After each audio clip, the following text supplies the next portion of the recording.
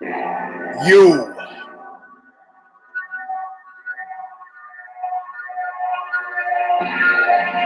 are now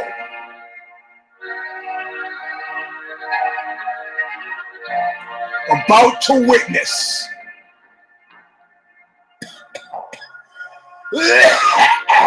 the awesome, coughing, crushing might of, wait for it. Let's see if I can get through this. Knuckle up!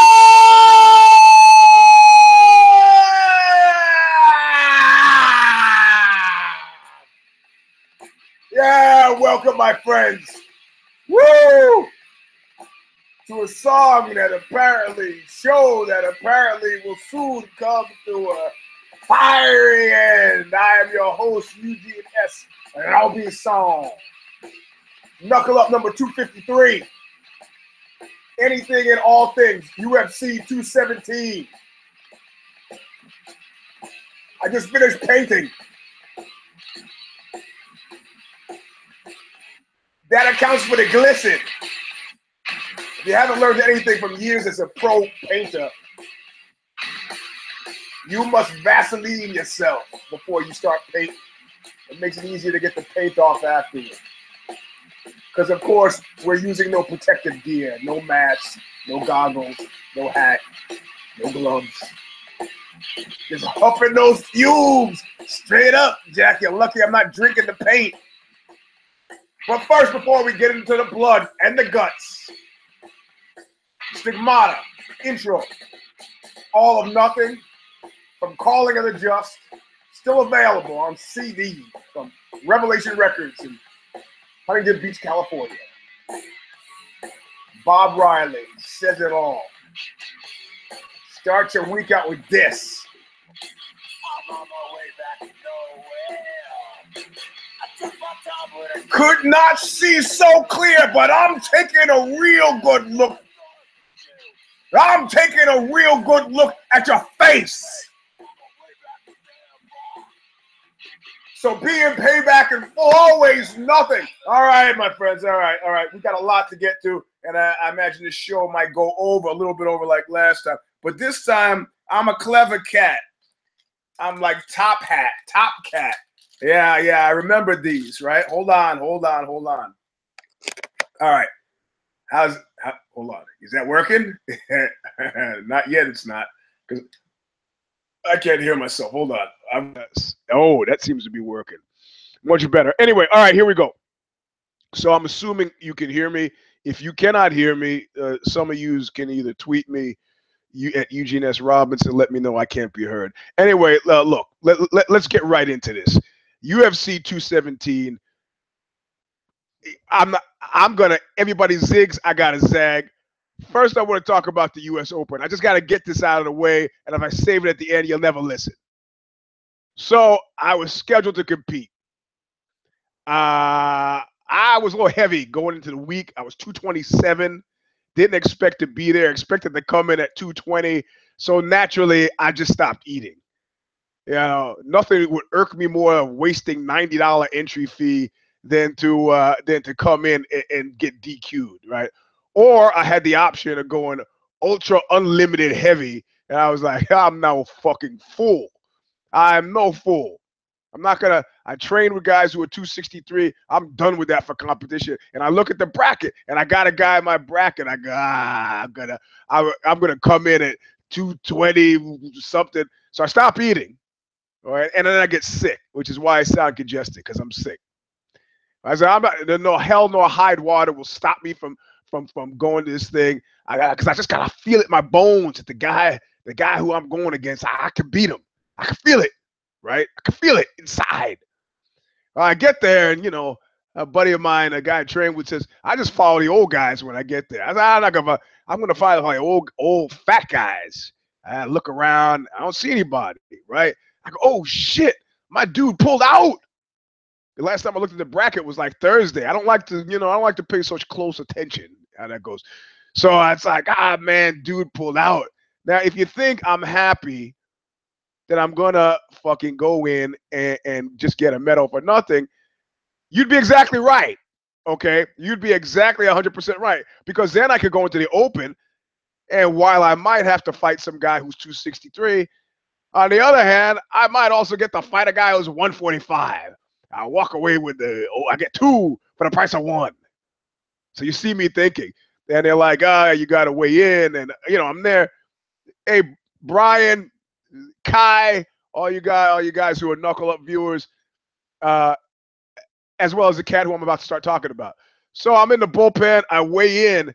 I've had nothing but almonds. I can't even swallow them because I'm so dry from spitting. I weigh in at 2. The day before, I was 221.5 with a gi. And I get in there. I'm woozy from the hungers. I went running Friday night. No food. Weighed in at 220 solid. So the wife has brought some fluids for me to drink. I got to get in the bullpen. I'm warming up. I'm drinking fluids, warming up, drinking fluids. And I'm like, where's this guy who I'm going to beat? And then they say, all right, here's your opponent. He's here. And I look at my opponent, the dissonance where you go, what?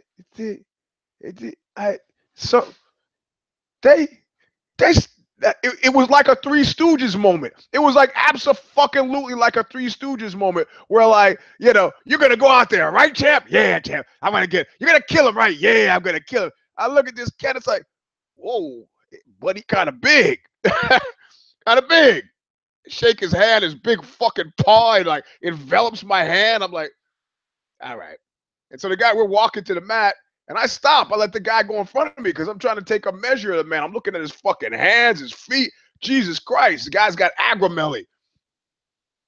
And he stops. He doesn't want me. So we're kind of like, what? And then they get to the mat, and they say, okay, Masters 4, Unlimited, Ultra. I go, ho, buddy. I'm 1962 here. I'm Master 6. Where's that guy, that fat old guy who's gonna fuck up for my medal? I go, oh. So they drop me down, they drop me down age grouping and pump me up weight grouping. The fucking Jesus. I've been eating nothing but almonds, starving myself to death to make a weight. And they said, oh, they sent an email off the guy. I got no email. So my guy showed up. Maybe he was heavy. It was like, fuck this, I'm leaving. Boom, DQ, not there. So I get on the fucking mat. I get on the mat, and I got my technique. I go, oh yeah, hi. I shake the ref. I used to hug the guys. I don't know. I shake the ref's hand. I shake my opponent's hand. How you doing? Right. And then he's doing the same thing. He's like shaking the ref's hand. He shakes my hand. Hi. And they goes, bosh, like fight, start to fight. And dude grabs my fucking gi, and it's like it was like I was wrestling a fucking bear. It was like Jesus Christ, easy, buddy. It's just a fucking $10 medal. Okay? And he's like, pulls guard. We go down. So thank God for that, man. I was gonna be airborne or something. I got some tricks from standing up. And I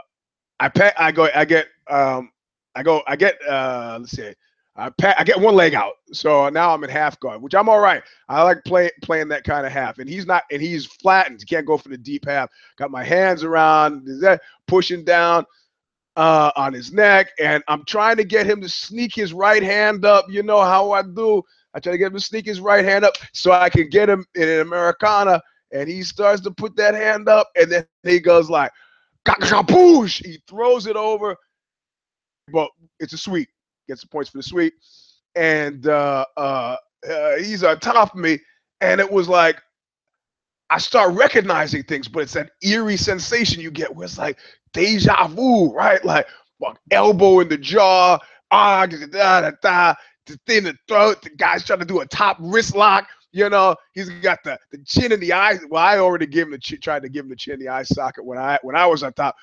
Chin in the eye socket, elbow in the throat, like everything, like every fucking thing, right? Like like everything, like the chin in the eye socket, the elbow in the throat, the smother, and he goes for the smother, and you know, and of course, I'm always doing the smother, so I just relax and then bump him up so I can breathe. And anyway, it ends.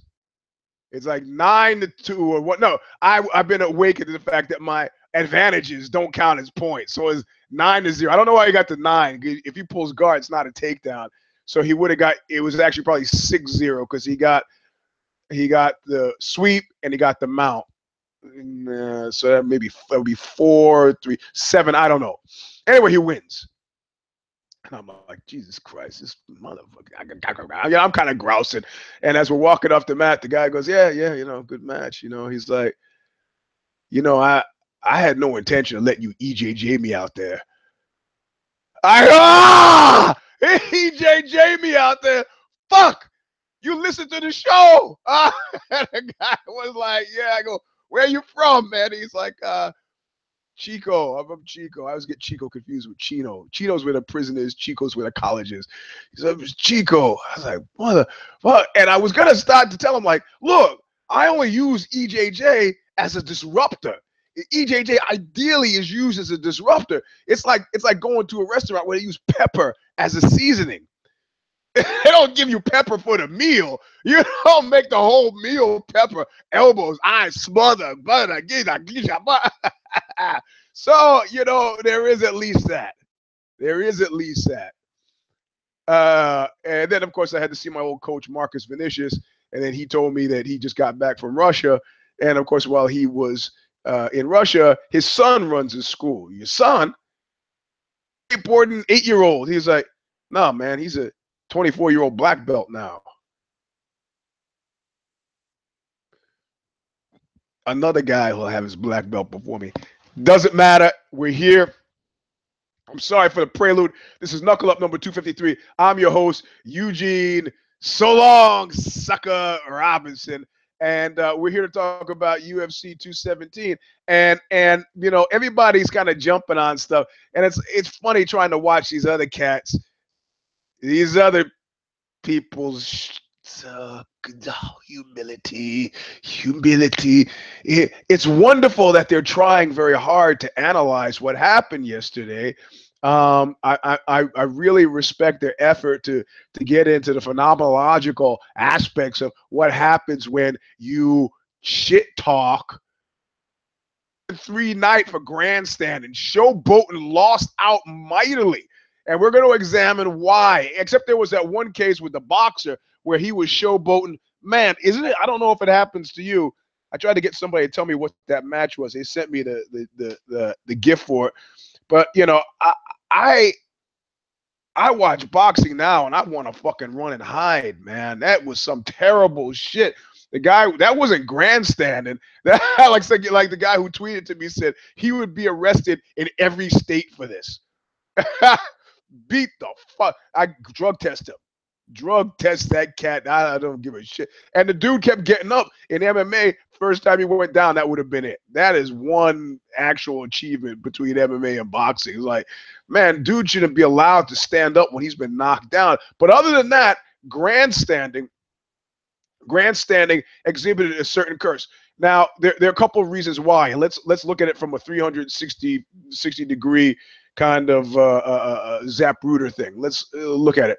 So, and we're going to go backward in time because, frankly, you know, the prelims, I didn't get into the fight until Hendricks because I had to leave the Cow Palace from the U.S. Open, and it ended. I had to get the award and the medal. Thanks for showing up. You did your best medal, which I gave to Sorrell. He had stolen my belt from Grappler's Quest, which I won. Actually, I had to beat people to win. So now I have a 2-class system. If I beat someone to get the medal, it goes on the wall. If I hadn't beat anybody and I got a medal, it goes in the drawer or I give it to Sorrell. That's it. So when I just put a picture up on my wall of fame, you know it's legit. So anyway, so let's start with GSP. And, of course, it was a bloody, bloody night. Bloody Sunday for my picks, but that's immaterial. That's immaterial because my picks were smart money picks. Smart money was shocked and gone money. That's okay. So Bisping does Bisping, and he starts to gin up this fight. If Bisping was fighting Mother Teresa, he'd have done the same thing. I mean, as far as he's concerned, it is the MO on how you get people to buy tickets. What is it? The expression about the empty barrel makes the most noise. Yeah, well, it might make the barrel might be empty. Fight. After the fight, that barrel is full of cash. It's full of ducats. It's quite full of things that make life worth living. You have to create. You guys are entertainers. Fundamentally, you understand this is sports entertainment. You have to, run track and field. Usain Bolt doesn't have to talk much smack because it's universally, other countries, you could fill stadiums with track and field. Not here. Get the noise, you don't get the eyes, you don't get the mics, you don't get the eyes, you don't get the asses, you don't get the seats. That's the way it works. So Bisping is doing Bisping. If he had been fighting my mother, he'd have done the same thing. He did what it's called promotion, and he did promotion. Did he have, I mean, it's hard to come up with some reason to, I mean, outside of like the dude's gonna jump up weight and come into my division and think he can lay off for 4 years and make a dent. He's nuts. And that was a credible argument. We've not seen too many people come out with 4 years off. They say they're training, but we don't know what kind of training they're doing. They say they're training, but they come back and then they look like, well, Lyoto Machida. Not ready. That's how they look. Unready. But GSP came in, and GSP had a lot to work against. In actual fact, there was a great people say, oh, the numbers were great. There's a lot of Monday morning quarterbacking because the drug that we love, for all you fight degenerates, you know exactly what I'm talking about. The drug, like we bought $2 bunk weed, skunk weed, and we got like higher than it. We got some fine indicia. We came for crap. We left with caviar. We came with Colt 45 and left with Chandon. We didn't expect it, and we were there to get it. Now, Meister Eckhart has this thing he calls belitio and abilitio, the overflowing of the essence. Now, UFC 217 might overflow to such a great extent that the deltas that everybody cares about, the growth deltas, like the casuals, under back in because they're hearing something. They're seeing some headlines. Forbes is now writing about MMA. Maybe they say, and then they come back. I'm not talking to them. And at this point now, I think the UFC probably, if they had anything to say to the cats at Endeavor, it was like, we're in a rebuilding phase. It's just like in Hollywood. 10 years ago, you had stars. Andrew McCarthy was a star 10 years ago. Andrew McCarthy is not a star today. He doesn't get stopped at the Safeway. You're looking at me like, Andrew McCarthy, look him up. He was in Mannequin, a movie with the chick from Sex and the City, Kim something, whose name I can't remember. But he's not a star. And if he worked at Endeavor, they would go, he's in a development phase. He's in a redevelopment phase. He's trying to go from teen actor to young actor, like Christian Slater, teen actor, adult actor. They have to go through Anthony Michael Hall, kid actor, teen actor, adult actor. It's redevelopment. Endeavor understands this. Maybe the Baldwin goes in and says, this is the scenario. Ronda, Johnny Boney Jr., Conor McGregor, he's like us, got a lot of money. He'll do it for fun, whatever. We can't count on him. But we can't build a promotion on just the Diaz's. So we're in a rebuilding phase. We're going to go back to our base. We're going to build it from the ground up. We're going to regenerate. And now that we've got all this attention from May Mac, we're gonna deliver. Yeah, we know what the formula is. We've talked about in past knuckles up. We kind of past knuckle ups. We probably get the sense of what the formula is. Like, take guys who have undefeated records, put them with guys who are like in the top 5 or 5 to 10, and these guys have a vested interest in trying to get to red panty night, whatever their version of red panty night will be. So you convince the $4 billion men that that's what's happening, and then you sit at home and go, I don't know, maybe that is happening. Maybe. So Bisping does what Bisping always does. He's talking smack. He's trying to get people excited. And George St-Pierre had a lot to work against. He hasn't done shit in 4 years. And even before that, he had turned into this terribly safe. I mean, when he said he was leaving after the Johnny Hendricks fight, many of us thought that Johnny Hendricks had won the fight. I've been on record as saying so. I was glad to see him go because he wasn't the guy who would beat Matt Hughes. He wasn't the guy he just wasn't that guy. He had become some safe, he was in his dark place, all places. And I have to say, honestly, him coming back doesn't seem like, what is that, the thing from the Bible, make a joyful noise. It doesn't sound like he's making a joyful noise here. Not at all. Not in the slightest. Doesn't seem that way to me. I gotta fine-tune nose or fine-tune ear or eye for people who are doing stuff they don't like. I saw Mike Patton, who's, I guess I could call him a friend of mine at this point, since every time he sees me, he seems like really happy to see me. However, we know how that works in Eugene land. I could be really happy to see you. It doesn't mean I like you. But every time I see him, Patton, he's pretty happy to see me. But I remember the first time I ever saw Patton, it was opening for Metallica, and he was singing for Faith No More, and he seemed like he didn't want to be there. And it was unpleasant to watch. You know? I mean, consequently, when this is why I don't go to strip clubs. Strip clubs breed impotency, first of all. And secondly, it's like going to Hooters. It's their job to create the illusion that they give a fuck about you. At one point, some woman said to me, have you ever been to a prostitute? I go, no. Why would I go to a prostitute? I actually like having sex with people who are excited about having sex with me. And of course, this woman had been a prostitute. She says, let me tell you, you walk through that door, they're pretty excited to be having sex with you. I was like, I never thought about it that way. I never thought about it that way. I must reevaluate the whole prostitute thing. Anyway, Bisping is doing what Bisping does. He's talking up. George is looking like he doesn't want to be there. Like he absolutely doesn't give a fuck about being there. But there's also something, and I don't want to be the kind of guy who's starting rumors. I don't want to. You saw me, if you were following my Twitter feed, I had to give shit to Colby Crappington. Like Colby Crappington is like that woman at the dance who suddenly stands up, walks over to where you are and goes, hey, and you go, hey. She goes, I didn't come to ask you to dance. Oh, let me get, you came all the way across the room to tell me that you didn't want to. Now, of course, as a young man, I wouldn't have gotten that. Like my friend the doctor says, no woman talks to you unless when a woman talks to you, if she doesn't like you, even if your car is on fire. And that's excluding people who have to talk to you. Colby Crappington decides in the middle of the fucking fight to, Johnny Boney Joni said some nice words out to Rose. And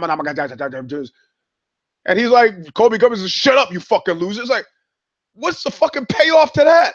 We're going to shit on Johnny Boney Joni. Hey, glass houses, bro. Shut the fuck up. And which is what I said in the tweet, which he did not respond to. You got to know, there's nothing in the world more bitter than me. So let's just end it there. So GSP doesn't want to be there. I defy you. But I don't want to start a conspiracy here. I'm not getting up to walk all the way across the room to crap on the guy, even though it's kind of my job. You look at his nipples now. Look at his nipples when he left. There are lots of things that might generate puffiness behind the nipples. Maybe the guy had a lot of sodium that night. Chinese and had some MSG and, don't know. He looked heavy, but clean. Still didn't want to be there. And you know, and the shit that Bisping was doing, it's like when I get into a ring or the cage with somebody, the guy like, look, man, the guy who really wants to win. So, you know, it's just a bullshit game, man. I think, you know, like Bisping is going at it with a vengeance, and GSP is just like, man, it's like he forgot. And so we get into the fight. You got Bisping. The most noticeable thing, GSP is doing GSP, doesn't do any grappling, which I was thanking my lucky stars he wasn't doing that. You know, he's gonna lay on it like Nick Diaz says. You're gonna lay on your problems for 25 minutes. Yo, homie, didn't even try. It's like, oh, he's bringing Bisping's wheelhouse to Bisping's wheelhouse. I like that. You're gonna stand up, but you could see before the first round was even done, dude was beat. It's like one thing to be training, another thing to be fighting. I think that every time I get on that mat, like, whoa, whew, I've been running and getting ready to do cardio for this thing. Fighting a mountain of a man at 249. Yo, dude, if you're watching the show, tweet me how much you actually weigh and how old you are, so I can revel in and how I want to put some skin on the frame of how you bested me. He's a good guy. In fact, everybody who listens to Knuckle Up who was at the Cow Palace last night, who came, they're all good guys. You know, like I get that sneaking suspicion that like you don't want to be that kind of guy. I'll hear like Nirvana talk about it, and some of these bands and Beastie Boys, and they're like, man, we got famous. Like we had fans of guys who were like fucking we wouldn't have talked to before. They would have been beating us up in high school. Yeah, you know. Well, I did get beaten up by the guy, but I didn't get beaten up in high school, and it was points. It's very different. But I like everybody I've met who's watched the show, I've liked in person. So anyway, so George comes out, and the first thing you see him kind of just is, he's like he's tired. And a couple of times he uses takedowns to maybe slow the action down. But this seems to have the exact opposite effect. It does slow the action down, but of course he's tired. And then Bisping is, you know, he's a brawler. So what we got to see is always a good matchup: a brawler versus a technician, with the added proviso that the technician knew that coming back he had to do something. How? Because he's no Connor McGee. He left a $5 million man. He came back what? Chopped liver, nothing. I know people in Canada were plenty excited. That much I know. And I know there are plenty of people all around the world who were subsequently excited. There was a guy next to me at the very loud Dave & Buster's who was pretty excited and thought that I was crazy for Bisping. I just go, yeah, I might be crazy, man. But let me tell you, GSP hasn't done anything since 2009. He goes, no, he's only been out for 4 years. I go, listen to what I just said. I don't care how long he's been out. He hasn't done anything since 2009. That's the last time he fought an exciting fight. So clearly, Bisping stumbled in a really major way. He knew the guy was going to come at some point, strategic use of a takedown because of that whole wrestling thing. He was going to get him on the ground. I saw that people were tweeting me that. I saw the forums, people mentioning that. You knew it was going to happen. He was ill-equipped to deal with the takedown, which was strange. He was very well equipped to deliver slicing elbows from the bottom. But he gets taken, gaboosh, he's down, and he scrambles, and he does something that was like, if the circumstance was slightly different, I would have been highly suspect. But he turns into a choking arm, and all of a sudden, I don't know what he thought when, like, you're turning. I think his was a little addled. And I'm also thinking that one of you guys, one of you tweeted to me, said, this is a man who's fighting with one eye. And you watch him on the side of his eye that's supposed to be fucked up, and he's quick. Unlike Mark Hunt, he's not taking that shit to the streets, but he's not as quick with that one eye. The side, I think it's this side. The eye he's had trouble with. So all of a sudden now he's like kind of a 3/4 thing, and he feels like there's no weight on him. If you had been doing enough grappling, you would have realized exactly what that meant. And he goes to spreads the scramble, boom, vines are in. So usually, as a Brazilian Jiu-Jitsu guy, I'm used to seeing slap ass, slap dash Brazilian Jiu-Jitsu in the octagon. But I looked at that choke, I was like, what the, there's no, unless you do a Bisping thing or EJJ thing and reach back and you get accidentally get the guy in the eye, there's that one too, you're not getting out. You're not. And I go, but you could turn a loss into a win depending on how you lose. And Bisping went out like a man. I myself don't like getting choked out. But what I hate more than getting choked out is getting thrown. I hate getting thrown most of all. You can lose a fight from getting thrown. You break an arm or something, but I just hate it. I don't like to go airborne. And then secondly, I don't like being choked out. And then thirdly, I don't like getting knocked out. But if I had to choose, I would get choked out before I got knocked out. And I would do both of those things, choked out and knocked out, before I got thrown. So he's out. George, people looked at what he did at the end, where he just kind of pushed him off as like being a sort of like a contempt thing. No. That wasn't. He sees the ref kind of goes like, he doesn't know whether the ref, he just sees a ref like this. He doesn't know whether the ref is stopping it, the positioning. He doesn't know what's going on with Bisping. Maybe there's a reason to. He doesn't want there to be this weird twilight like happens in past Bisping fights, weird twilight where he's still engaged and they say, oh, we got to reset. He wants it to be clear that this man is out. So he's got to get himself away. It wasn't so much like he pushed him like a thing like contempt. He had to get out from under him so he could separate, so you could see this is a man who's not capable of continuing. Steps, pushes away, and Bisping rolls over face down. The ref has to roll him back, and it's done. Now, in the presser, Bisping is predictably Bisping. Everybody goes, oh, we should see him. But you know what's different about Bisping's loss? Let's bookend it with Johnny Hendricks. You don't feel sorry for Bisping. He walked in a man, and he walked out a man. I'm going to make a bold claim. I'm going to say that, and this is a guy who is not a Bisping guy. That's me. Never been. Since he beat the deaf guy and then cheated with Rivera, I used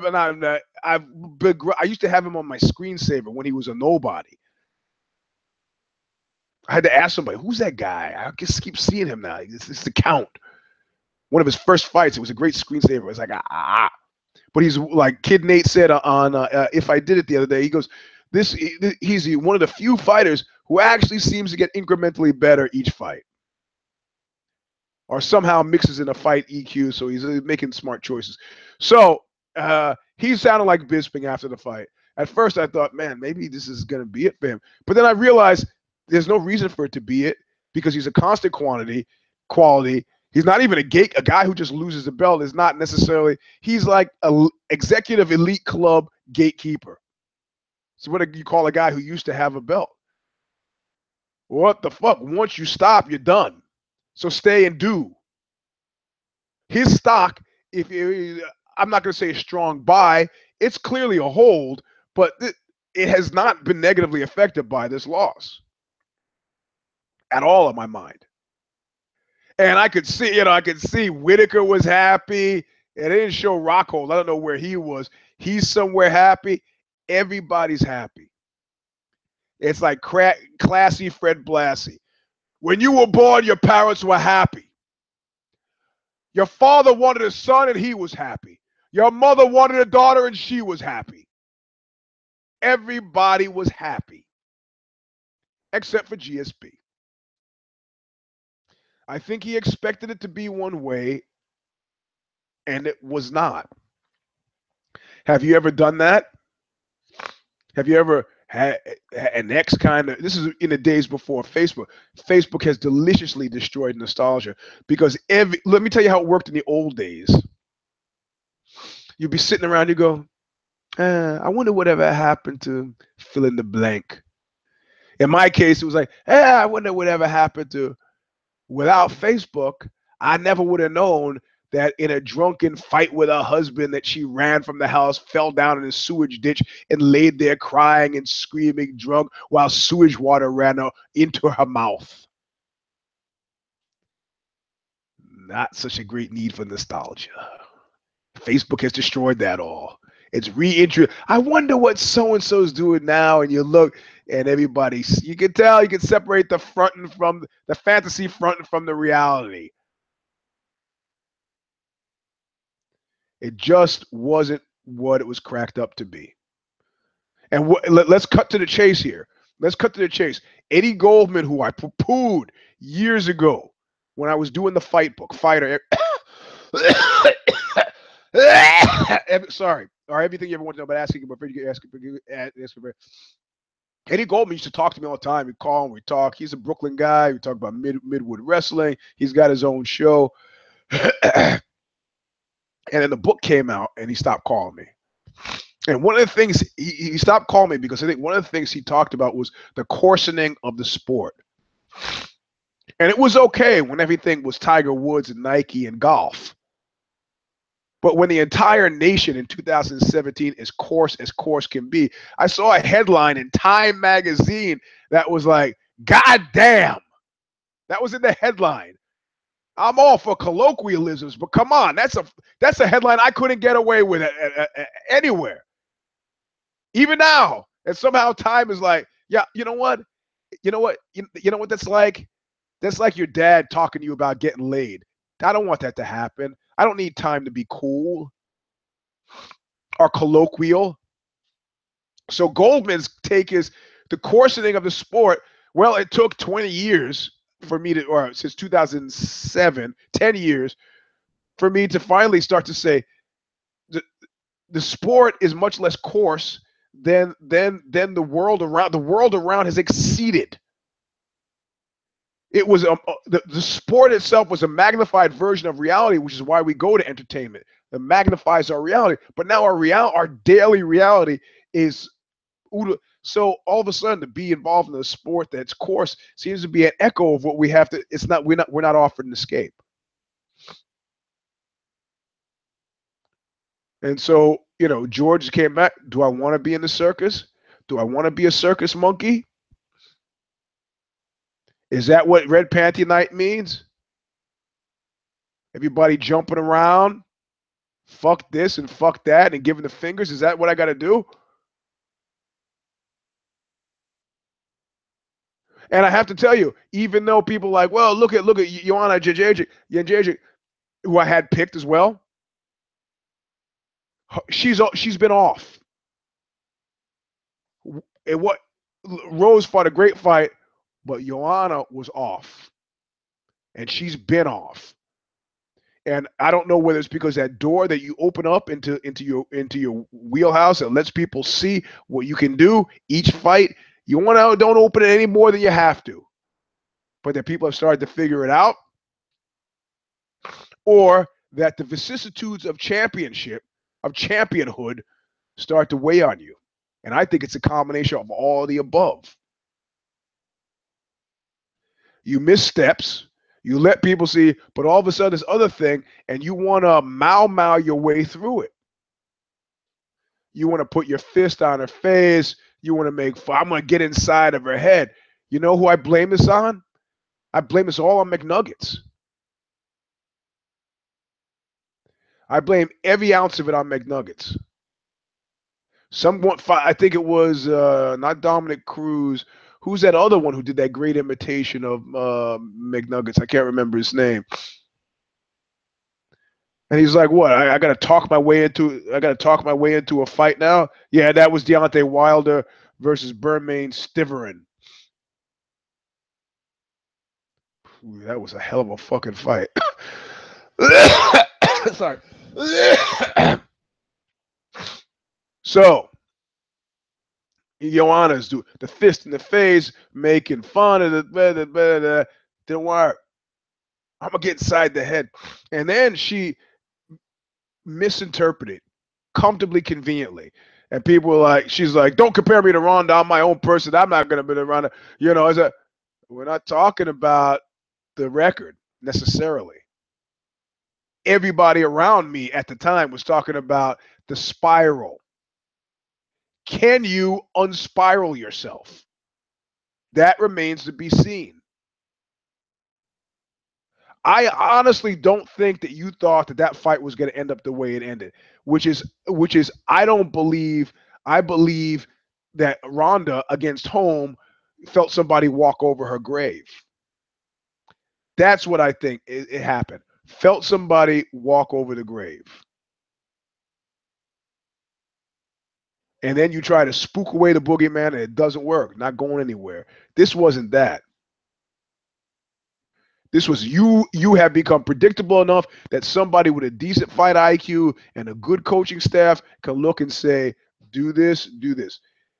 She's fast, but she's been taking shots and she's been losing steps. And and she's not. I'm not going to blame the PR thing. You don't need to blame it. And then the mist. I deserve an immediate rematch. Deserve.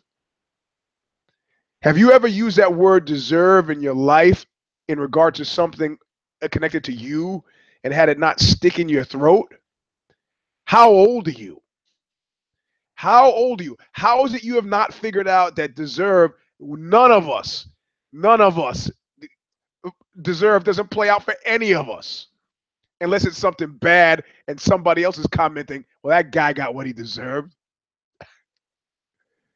I deserve my shot. Here. There you go. There you go. Oh, I deserve to be treated better. Really, America? You need to listen to Oxbow. Like the Oxbow line says, in the end, we can see we all get exactly what we fucking deserve. Yeah, and it was said, I picked Joanna, and I like the plucky girl from Olsztyn, Poland, but can't start believing your own press too much. And Rose, at one point, understood somehow. It's like, you know what? The shit talking, the finger in the face, that stuff. They're not doing a Dannon ad. They're not going to do a Metro PCS ad. They got this McNugget thing all confused. It's a monkey show. Let's ape the $135 million man and see what that gets us. It's out of step with the zeitgeist. He's a natural. He can pull it off because he's doing him. You doing him not nearly as successful. So when Rose comes out and says, look, I walking softly, carrying a big stick, talking about, wanting to help people with mental health issues and, what can I do? It is only through service that we dignify this journey. It was a breath of fucking fresh air. It was a breath of fresh air. And you somehow felt after the first round, refusing to shake hands, and at the end of the first round where Cody Garbrandt, who also I picked, gave a finger to TJ, it's like, oh, man, come on. It doesn't seem creative. Now, listen. There's a guy somewhere. Let's just call him the California king of urinals. He can safely say that this guy has put more urinals in more buildings than any person in America. Maybe he lives in California. Any building you go into has got a urinal. That guy put it in. That guy put it in. He's the king. But nobody knows who he is. Nobody. Armitage Shanks. Who's that? We don't know. But Marcel Duchamp put one on the wall. And people are still talking about it. It doesn't. And so I was confused with the TJ Dillashaw. On the one hand, I look at TJ as being this kind of Dominic Cruz ripoff. And I was just saying, as he's getting knocked down at the end of the first round, I go look at him with this stutter step and his all, he doesn't realize, like Dominic Cruz said, that Dominic is actually doing this pursuant to a strategy that daisy chains off of this stuff. So if he's going like this, he's to get his feet in a position where he can do this other thing. And he's just like doing. I used to have one of my coaches who was a NCAA 2 wrestler would do this thing called catching flies. So you go and just start grabbing at your eyes. You start then duck under, shoot under, go for a leg. I got it. But I don't think it's inventive. I don't think it. I mean, I would be honor bound. Yes, I would look. If you train the same team, I gotta understand it. I see people use that side stomp, and they work Jackson and Wink. I was like, okay, I got it. It's house style. But that wasn't the case. That wasn't the team alpha male, and this extended soap opera. You guys, junior high school girls, stop it. Just stop it. And then, of course, TJ comes out to the Red Hot Chili Peppers, and I was like, dot those fucking eyes, you disgusting prick. How dare you? How dare. Didn't the Baldwin wish some Anthony Kiedis? You know, that comedy show I did last Wednesday, they said Anthony Kiedis is going to show up, and you should have seen me. It's like your cat. It's like your cat seeing a squirrel outside of you. I got to kill. And I was like the headline. I didn't realize I was the headline in the comedy thing. I was like, man, this is getting kind of late, Jack. Man, who's again? Oh, don't worry, you go up next. So, he comes out to the Red Hot Chili Peppers. I thank God couldn't hear it. I was watching the fight at Dave and Buster's, so that was the closest place to where I was to watch it. Couldn't hear shit. He couldn't hear it. But he won in a way that was completely credible. And in the post-fight presser, Garbrandt is misty as fuck. I deserve. Man, just shut the fuck up, bro. And, TJ did something interesting. He goes, yeah, I guess, how long did I have to wait? I guess I had to wait, year and a half. That would be 18 months and 4 days, 76 hours and 32 minutes. So, get it. I think you got to earn your way back. Getting the immediate shot. You know, like the line from Scarface. There's only one thing in the world that gives orders, my friend, balls. So you got those. There's only one thing about deserve, and that's belts. You got those. You don't got no belt, right? So find something else to do. Own your skills. Get more tattoos. Learn how to read. Do whatever people like you do. But what this means is this marks a tonal shift. You have 3 champions that are walk tall and carry a big stick thing. Or walk small. What is that expression now? I suddenly can't remember. Walk tall, soft spoken. And who are not out because they figured out that it's like, I got a schoolyard full of little monkeys running around acting like McNuggets, and it's not cool, man. It's like lacks creativity. Like, why would I want to be in a boring place just because I get to wear shorts? And I get to get shorts, and I get to hang out with the bald one. That's cold comfort, Jack. Cold comfort. So TJ wins it. This ridiculous alpha male thing continues. But I'm really sort of interested. I'm really sort of interested in, some of the other writers that were talking about hubris. This is not about hubris. This is not about this is about gyres and dynamics.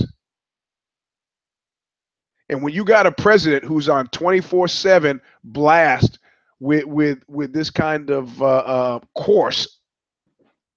coarseness, it just gets weird. You can't tell me, even you guys who are Trump supporters, you can't tell me. And my Trump supporter guy who I train with, he has agreed to this largely. He would say now he doesn't because he doesn't want to be put on the front street.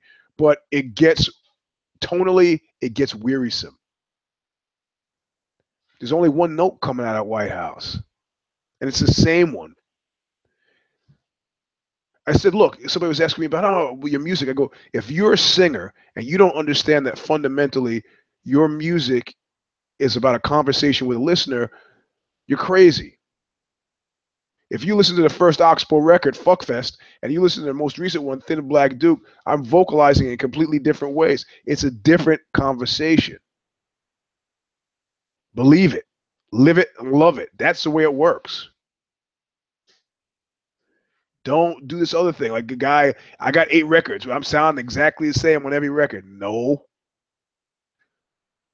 That's just a man chasing McNuggets, just doing a red panty night, giving the finger, warmed over Tito Ortiz. He's brash. If you're it naturally and you've got the it, it's just you. Nick and Nate Diaz, it's just them. Why do you think they're stars? And honestly, the first person I thought of when I saw George go walking out of there, I thought of Nick Diaz. And he was like, I don't like fighting. You think it's so cool? You try it. Somebody trying to beat you up, you try it for your job. I love martial arts. I love training. I like fighting. I see George walk out of there and I go, eh. So I'm sorry, I'm looking through some, not notes. I'm trying to get Sean Shelby, also known as Keith. That's one of my favorites. Sorry. So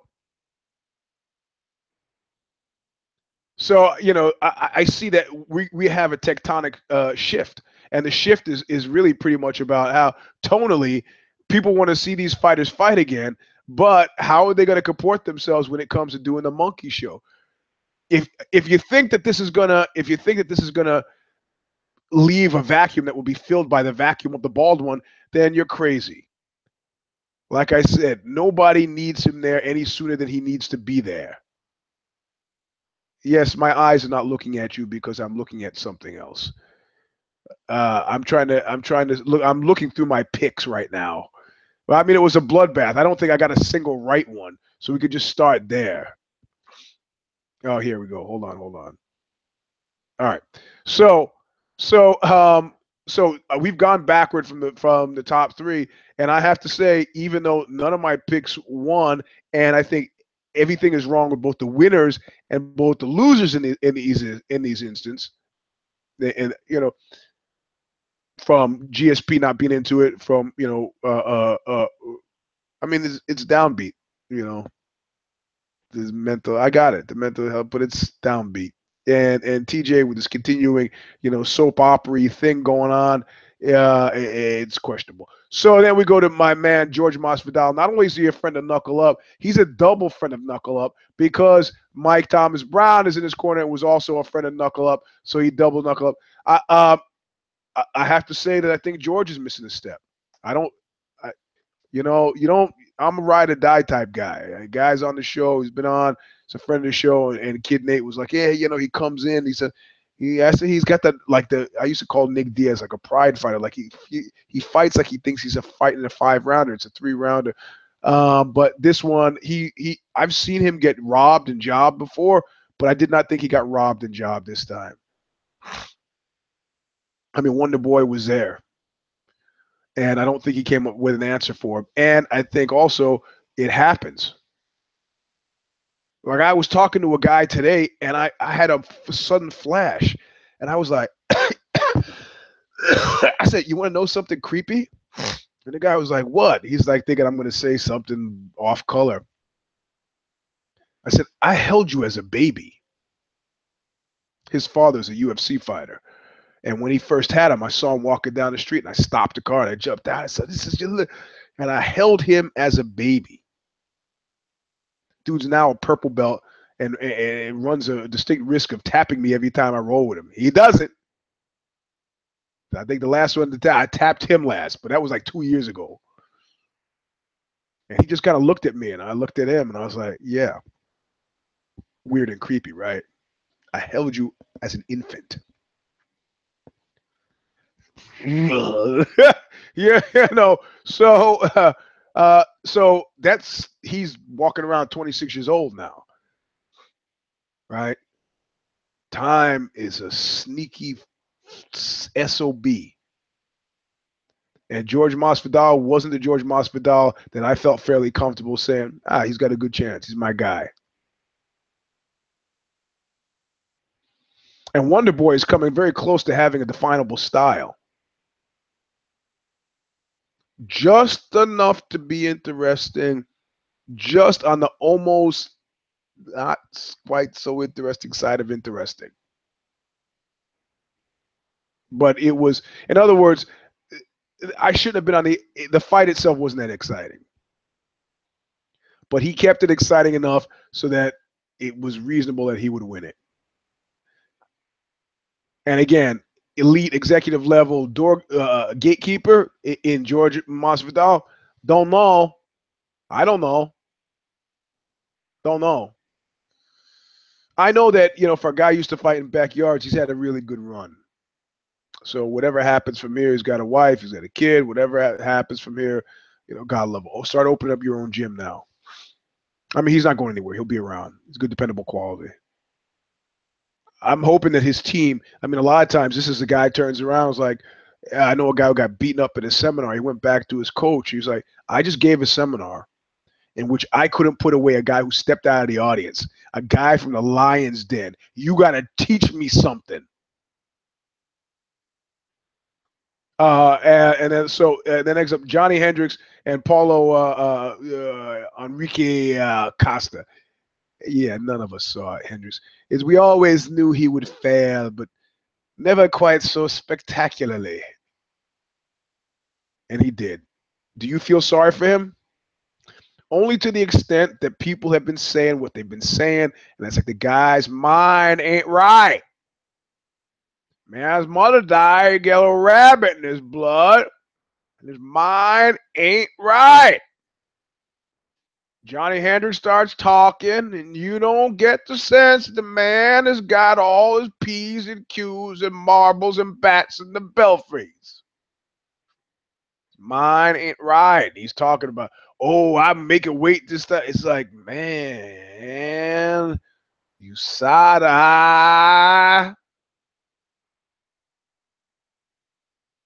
I mean, first of all, this cat's a beast, Costa, so whatever. He should have been doing like I was doing before my match at the U.S. Open. I think I'm in the wrong weight category. This is the wrong age grouping. I can't. Let him fight that guy, some other guy, and I'll be fighting the children. Man, I whipped up on that 8-year-old. You see me? Now I got 2 minutes to talk about Joseph Duffy, who I picked. I didn't care about Godby and Walt Harris. Oversay Prue versus Corey Anderson. I think I didn't even care about this. I was harsh on that. Or if I did, I think I picked Oversay Prue. That would be really tragic if Oversay missed was my one success story. But I tend to think I'll get the tote sheet later, but the house is in a disarray because of all the painting. Mickey Gall versus Randy Brown. I picked Brown. I don't know if I cared even. And Blades, Blades, and Olenek. I just didn't care. And look, let me tell you, who's this? Sorry for the cold. I just want to say before, I'm not gonna close out early. Don't worry. I said I was gonna go a little bit over. But who is this cat? Who is this cat who is like? Let me pull it up. It was like, here we go. Volkan Ozdemir. He's gonna fight Daniel Cormier. Whoever sent me that text, that tweet. I have too many freaking tweets to but that was funnier than fuck. And let me see if I can paraphrase. He said he said what did he say? Oh, it's just too many. I can't. He's too many people texting me. I can't find it. But he's like coming to you live. Yeah, DC versus Ozdemir. coming to you live from the woodpile or something like. Nobody cares. Nobody cares. Nobody cares.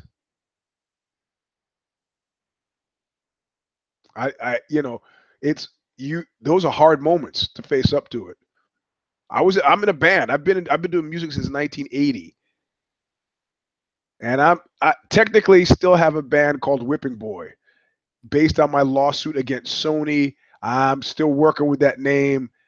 Yeah, actively engaged in using that name. But there was a point at which I figured out that nobody cared. I could have hung out there and played Whipping Boy shows and sung "America Must Die" again and again, and it would have come around to the nostalgia, and I could have been playing like the Warp Tour, singing those songs I used to sing when I was 18. But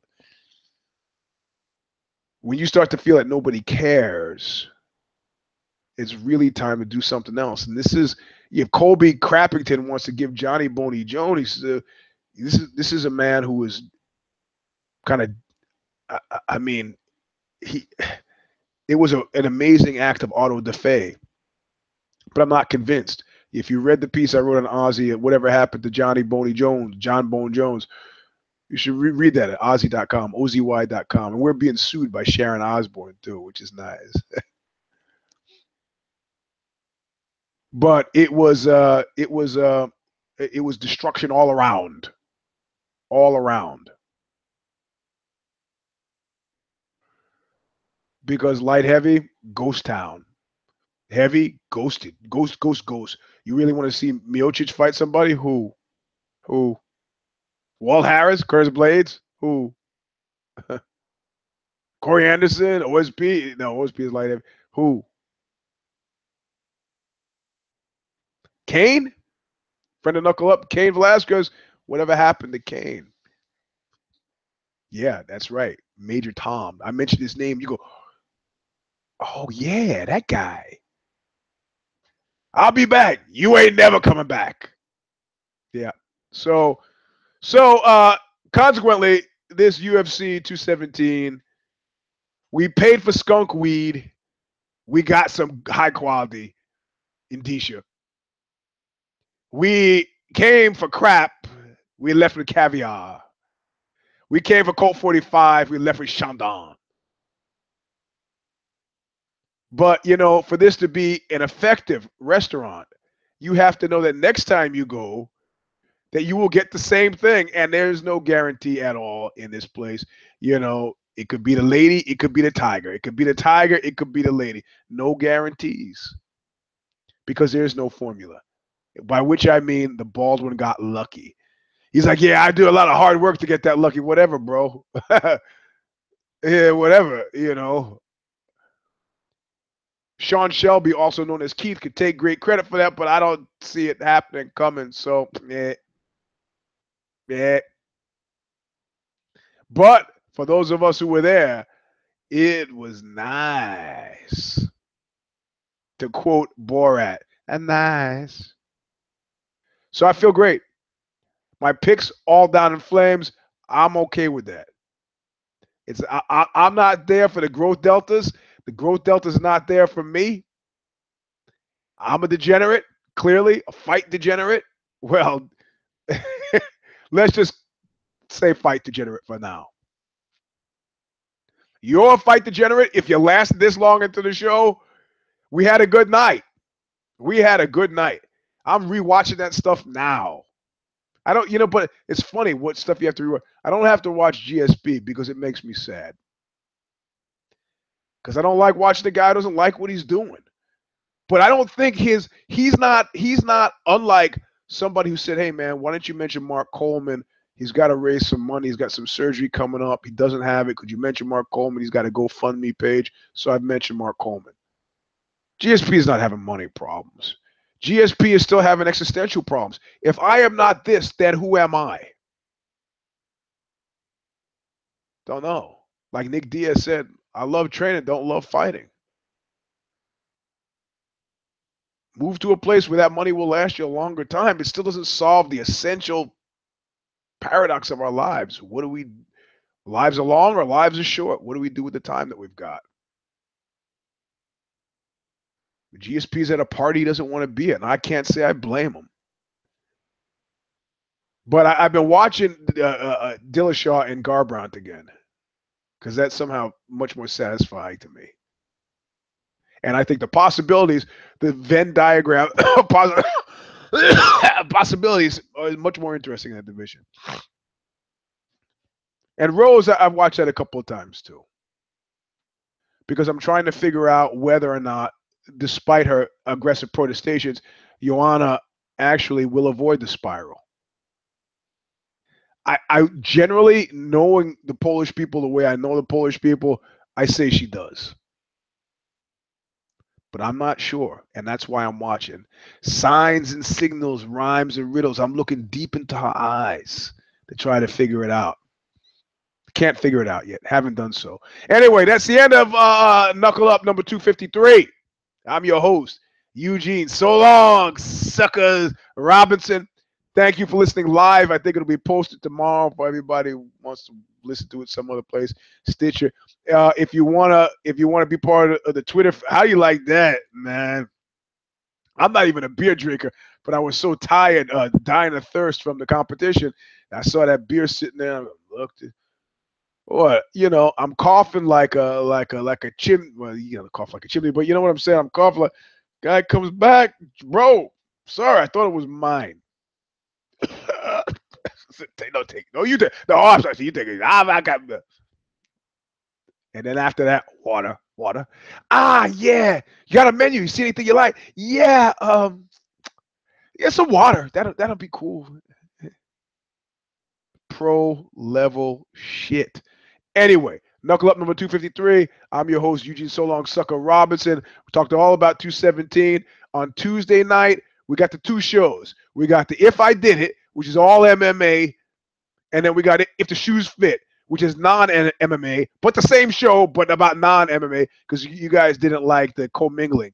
That's not really the real reason. The real reason is one we get paid for, one we don't. So whatever, let's play along and just say it's because we wanted to separate thematically. And that's Tuesday. And if there's a fight next weekend, which I currently have no sense of anything beyond, I'm going to be doing Death Metal Dads on Thursday. You can watch it live on the Logical Contraption. They got a Facebook thing. Find it. I'll be there. But Kid Nate and I Wednesday morning we'll try to do Care or Don't Care preview if there's a fight this coming weekend. If there's not, we won't. Anyway, so now you have the lay of the land. If I Did It, If the Shoes Fit, Care or Don't Care, Thursday night, a Logical Contraption, Death Metal Dad show that I'm gonna be on as a guest. You got the whole layout on the upcoming week. Do not die this week if you can help it. And Mr. Sleep 3 on Instagram. If you want to do the Instagram thing, but it's still it's gate kept. Yeah, you got to send an invite. I'm not letting anybody in like I'm doing with the Twitter thing now. I'm just, I want to know who's at the party, Instagram party. And if you don't have any posts on your page when you send me an invite or when you try to get in, I assume you're a spy and I don't let you in. Anyway, that's the show. I'll talk to you soon. Be careful. Don't die. Look what you made me do!